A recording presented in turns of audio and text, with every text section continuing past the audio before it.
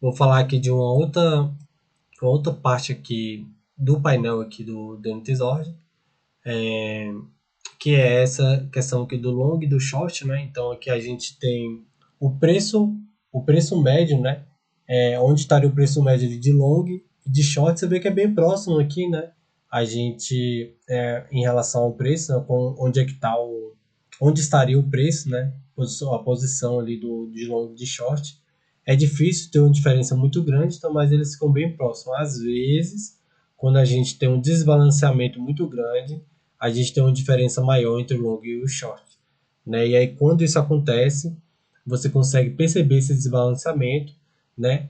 E para o lado que tiver, o preço pode reverter ao contrário, né? Então, se ele estiver subindo muito e o desbalanceamento estiver muito grande, ele pode reverter.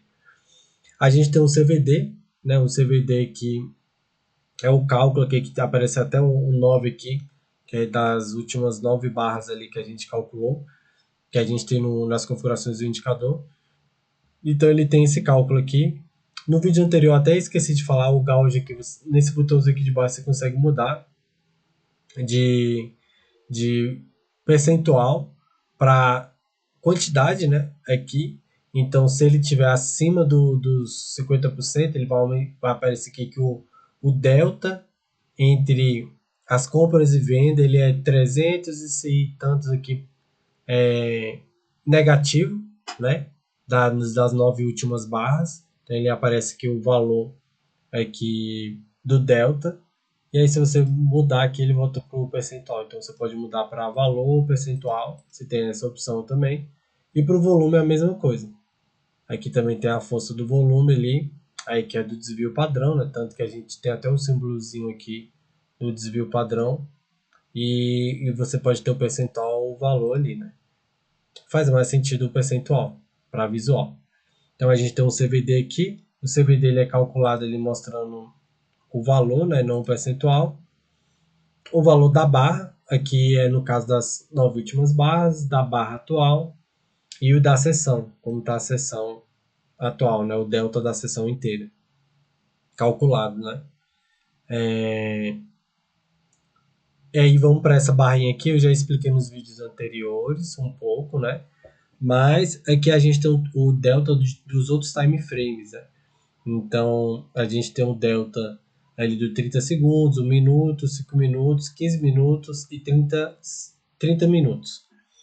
E aí é o mesmo conceito do gauge aqui de cima, com uma diferença, que aqui no 30 segundos você vai ver a barrinha ficando vermelha, quando gira para positivo, ela vai ficar verde, né?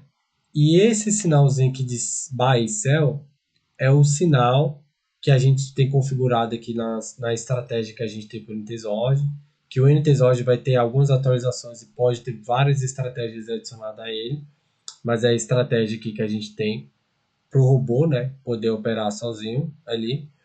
E aí essa estratégia, quando é acionada também nos outros tempos gráficos ali, 30 segundos, 1 minuto e 5 minutos, ele mostra aqui no painel, né? Então, pô, se eu estou vendo que lá no 30 segundos, 1 minuto já está à venda, o delta está negativo, e no tempo gráfico aqui de 1 minuto que eu estou também já está me mostrando um sinal, uma força vendedora, é uma confluência ali que eu tenho para poder fazer uma venda, né? Então, esses tempos gráficos aqui ajudam bastante a você entender de como está o delta ali, o fluxo de delta das últimas 9 barras, né? Então, lembrando isso, a gente está olhando as 9 últimas barras, o delta acumulado para esses tempos gráficos. Então, a gente consegue ter o percentual aqui de como estão os outros tempos gráficos. É como se você estivesse olhando lá para o macro e para micro, e aí você está operando no 1 minuto, no 30 segundos você consegue ver o movimento antecipado. Né? Então, se você está lá no minuto, o preço está subindo, 30 segundos já começa a dar venda, aqui aparecer venda, você já consegue antecipar provavelmente um movimento, né, ali que possa acontecer. Isso só olhando aqui para o dashboard. Aqui mais abaixo a gente tem o RSI, né, aonde está o RSI, então aqui está no 57, né, então para quem conhece o RSI já sabe ali que a gente tem os 50%, acima de 70% sobrecomprado, abaixo de 30 sobrevendido, né? E aí que mostra o RSI, ele então muda a coloração, igual está o estocástico aqui. O estocástico está acima de 80, né? Que o estocástico é 80 e eu acho que 20, se eu não me engano. Mas quando ele está numa região de sobrecomprado, ele aparece que vermelhinho, né? Com a setinha para baixo, que aí você não vai ficar olhando para o estocástico sobrecomprado como uma compra, né? Claro que você não pode olhar só dessa forma, mas ele está numa região de sobrecomprado. Então ele aparece essa setinha aqui vermelha para baixo. O RS é a mesma coisa, quando ele estiver em uma região de sobrecomprado, vai aparecer aqui uma setinha vermelha aqui para baixo, né, e o valor.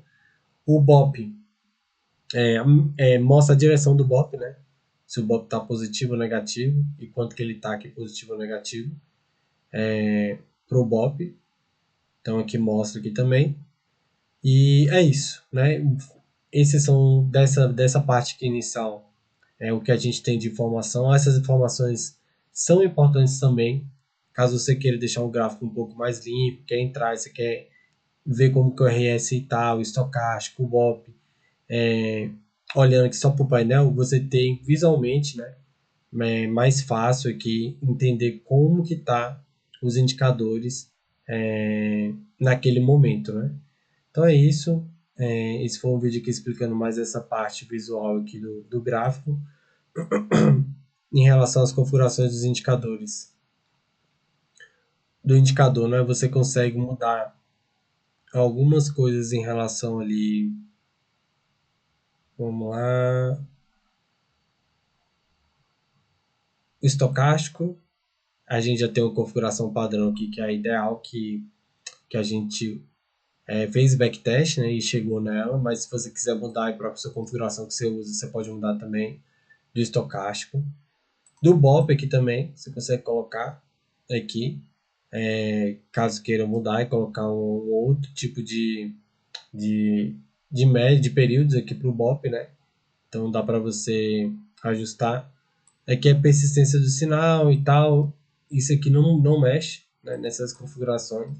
Isso aqui é em relação ao sinal que vai aparecer ali no gráfico. Mas se você quiser testar e ajustar também não tem problema, mas essa é a configuração padrão ali do gráfico. E o RSI está aqui em cima também, caso queiram mudar, né? Então aqui mostra a região de sobrecomprado e sobrevendido do RSI. Aqui você também consegue configurar a região de sobrecomprado e sobrevendido para o estocástico, né?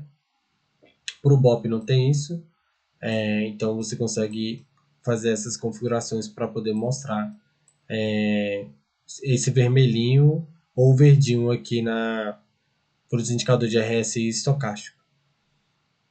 É isso para esse vídeo. Até a próxima.